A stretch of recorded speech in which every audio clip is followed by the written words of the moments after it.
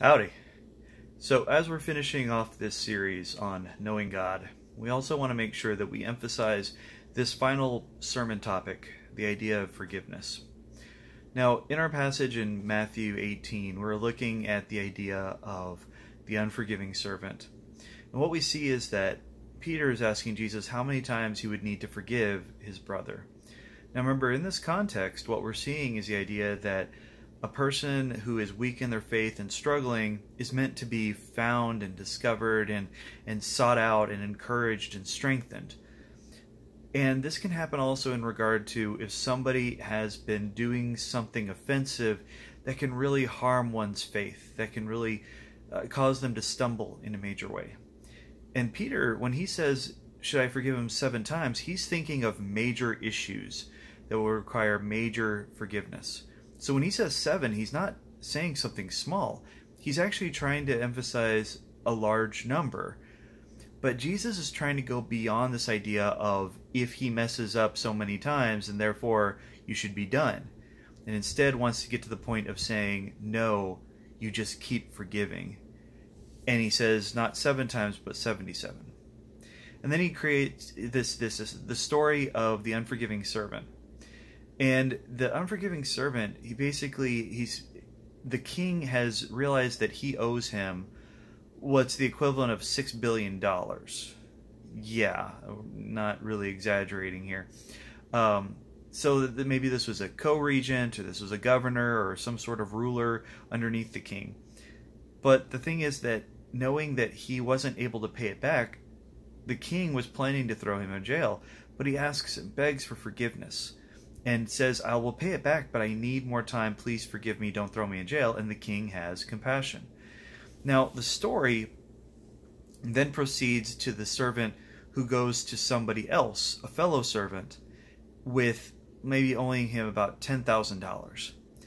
Now, granted, it's still a decent amount of money, but it's nowhere near what it was that he had owed the king.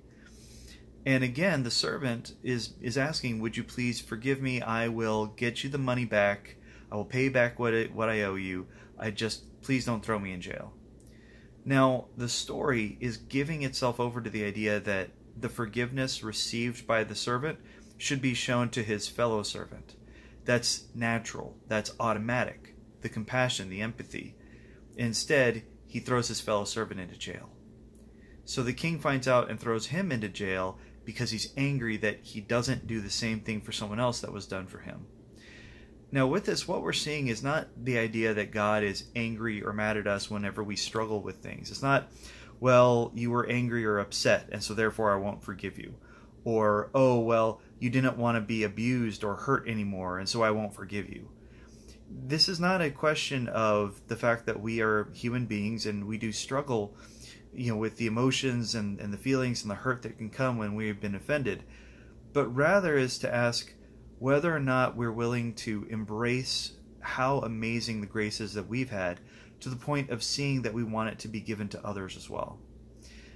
And that's one of the things that we want to make sure that we see when we're knowing God. There are a lot of different theories and different ideas about who God is, but without the idea of knowing that God is a God of forgiveness and that transforms our lives so that we forgive others as well, then we've missed the point.